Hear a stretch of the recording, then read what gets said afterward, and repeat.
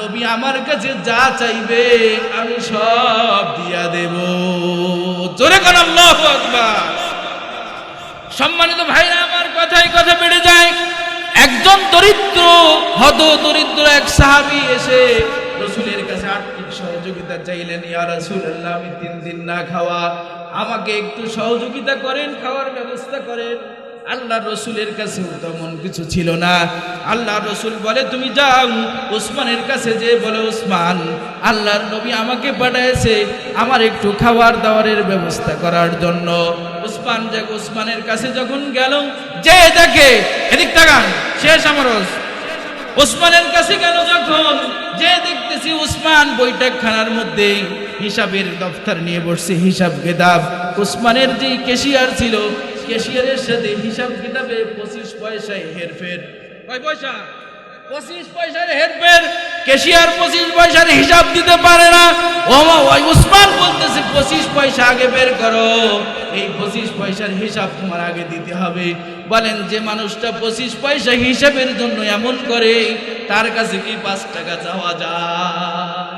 ওই সাহাবী এই কথা শুনে রসুলের কাছে ফিরে আসছে। বলে, কি হলো? বলে, ইয়া রাসূলুল্লাহ, আমি যাইনি, আমি চলে আসছি। বলে, কেন চলে আসলি কেন?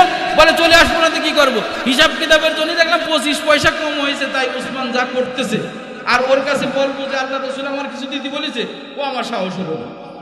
বুঝতেছেন কথা?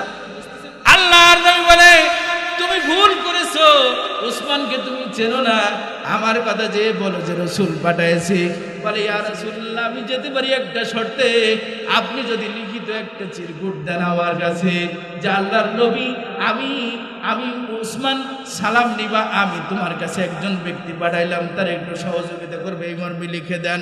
আল্লাহর নবী লিখতে জানতেন না, পাশে ছিলেন আলী। আলীর বলে, আলী তুমি লিখে দাও, ওসমানের কাছে একটা চিঠি লিখে দাও, নিচে আমি মোহর মেরে দেব। জোরে কোন আল্লাহু আকবার। আলী চিঠি লিখে দিল।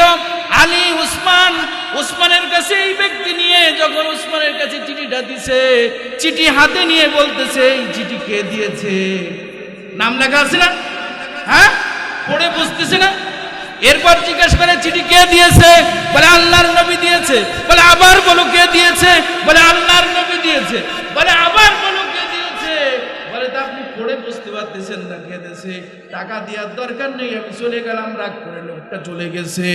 প্রশ্ন করছে কয়বার? হ্যাঁ, 3 বার প্রশ্ন করার পর লোকটা আগে চলে গেল।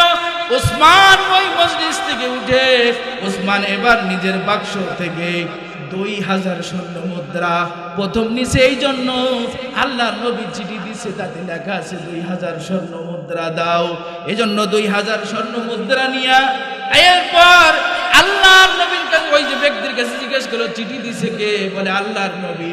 আবার বলো কে? আবার বলো কে? এরকম বলছে কয়বার? 3 বার। এই 3 জন্য 6000, কয় হাজার? তাহলে 6 আর 2 8000 স্বর্ণ মুদ্রা নিয়ে ওই ব্যক্তি আগে গেছে, এর পিছনে পিছনে আল্লাহর নবীর দরবারে ওসমান হাজির হইয়া বলে, ইয়া রাসূলুল্লাহ, ইয়া হাবিবাল্লাহ, বেয়াদবি মাফ করবেন, পুস্তকি মাফ করবেন, এই ব্যক্তিটা আমার কথাটা আসলে পলিসিটা, পদ্ধতিটা বুঝতে পারে নাই। আপনার হাতের লেখা চিঠি পাইয়া, আপনার দস্তখতের চিঠি পাইয়া লেখা আছে 2000 টাকা। আপনার চিঠি পাই আমার আনন্দ এত লাগছে, আমার আল্লাহর নবী আমার কাছে চিঠি দিছে 2000 টাকা দেওয়ার জন্য, এটা আমার কাছে অনেক কম মনে হইতেছিল, এজন্য আমি নিয়াত করছিলাম ওই ব্যক্তির কাছে জিজ্ঞাসা করব চিঠিটা দিছে কে। যতবার আপনার নাম বলবে, ততবার আপনার নামের বরকতে 2000 করে বাড়াবো। জোরে বল আল্লাহু আকবার। বলে, ইয়া রাসূলুল্লাহ, ওই ব্যক্তির কাছে জিজ্ঞাসা করার পর, চিঠি দিছে কে? বলে, আল্লাহর নবী। চিঠি দিয়ে পাঠাইছে কে? বলে, আল্লাহর নবী। চিঠি দিয়ে পাঠাইছে কে? বলে, আল্লাহর নবী। 3 বার বলছে, 3 × 6000, চিঠি দেওয়া লেখা আছে 2000, এই হলো 8000।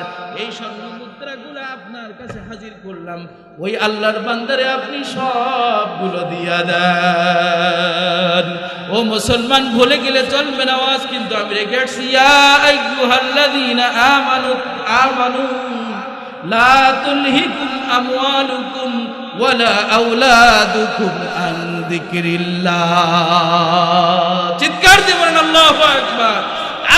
শুধু এটা বলেই ক্ষান্ত হন নাই, 10 নম্বর আয়াতে বলেন ইয়া ওয়ানফিকু মিম্মা রাযাকনাকুম মিন ক্বাবলি আন ইয়াতিয়া আহাদাকুমুল মাউত। আল্লাহ রাব্বুল আলামিন বলে, এজন্য বান্দা দুনিয়ায় মৃত্যুর আগে, তোদের কাছে মৃত্যু আসার আগে আমি দেওয়া যত সম্পদ আছে এই সম্পদগুলা আল্লাহর রাস্তায় একটু দান করে আয়। দান করবে কোথায়? আল্লাহর রাস্তা কোনটা? কোরআনের রাস্তা আল্লাহর রাস্তা না? কোরআনের রাস্তা আল্লাহর রাস্তা, কোরআনের মাদ্রাসা আল্লাহর রাস্তা। এজন্য উসমান নবীর নাম শুনে 2000 করে বাড়াইলো। আমি আপনাদের কাছে হুজুর বলে গেল, চাওয়ার দরকার নাই, কালেকশন করার দরকার নাই, কিন্তু আমি কালেকশন করব না, কিন্তু দুহাত উঠায় আমি দেখতে চাই আল্লাহর নবীর মহাব্বতে, আল্লাহর নবীর ঘরে আল্লাহর যত মেহমান গুলা ওখানে পড়ে, ছোট ছোট কচি মাসুম বাচ্চা গুলা পড়ে, দেখেন ছোট মানুষ কত সুন্দর করে জানাজাটা পড়ায় দেখাইলো। কিন্তু এখানে আমার সামনে অনেক মুসলমান আছে, দুনিয়ার বুকে অনেক ডিগ্রি অর্জন করেছে, বহু টাকার মালিক, কিন্তু কপাল পড়া বাপের জানাজার সময় তাকবীর গুলা দিয়ে শুধু দোয়া পড়তে জানে না। আছে না নাই? এজন্য একটা সন্তান আমার অর্থের বিনিময়ে যেন মাদ্রাসায় পড়ে আমার মতো একজন আলেম যদি হয়, 5টা কথা বলে দেশে দেশে মানুষকে নসিহাত করে দিনের পথে আনতে পারবে না। এই কথাটা শুনে যারাই দিনের পথে যাবে, এই নাকি আপনার আমল নামায় লেখা হবে।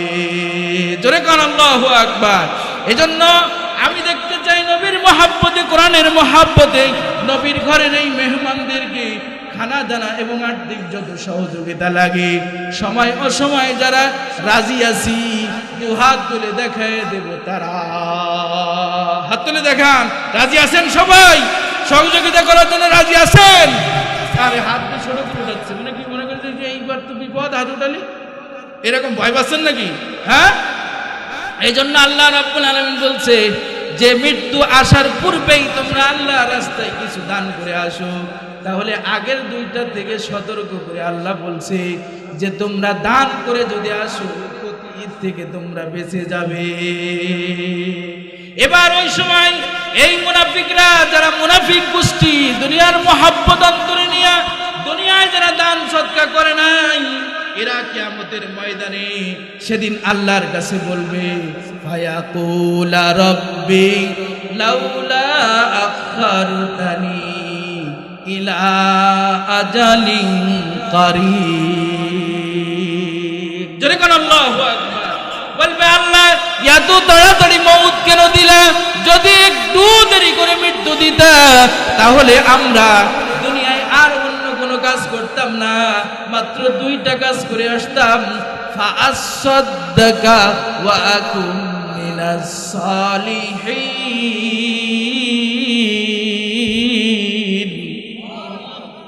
সম্মানিত ভাইরা আমার, সেদিন তারা আফসোস করে বলবে, একটুখানি যদি সময় দিতে আল্লাহ, তাহলে আমরা দুনিয়ার বুকে যে যত অর্থ জমাইছিলাম, এই অর্থগুলা 500 টাকা সবগুলো সদকা করে দিতাম, মসজিদ মাদ্রাসা বানায় দিতাম, আর ওয়া আকুম মিনাস সালিহিন, আমরা একবার ভালো মানুষ হয়ে যেতাম। কিন্তু সেদিন আর কোনো সুযোগ থাকবে?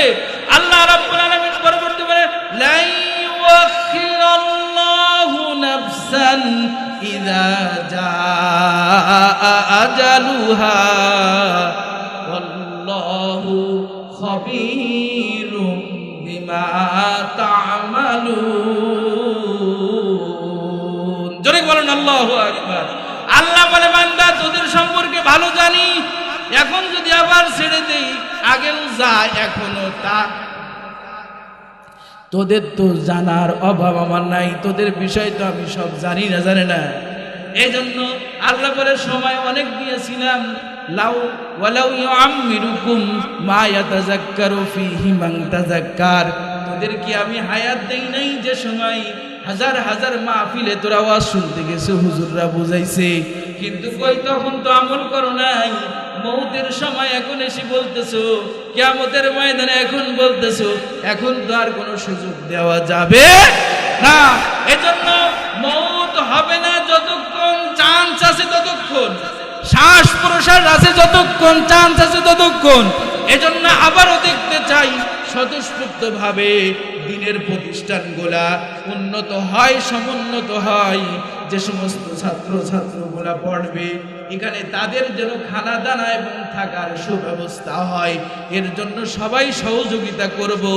আল্লাহরে সাক্ষী রেখে দুহাত তুলে আল্লাহরে দেখাই, লিল্লাহি তাকবীর। আপনি দেখেন আমি মুসাফির সবার জন্য দোয়া করে দেই।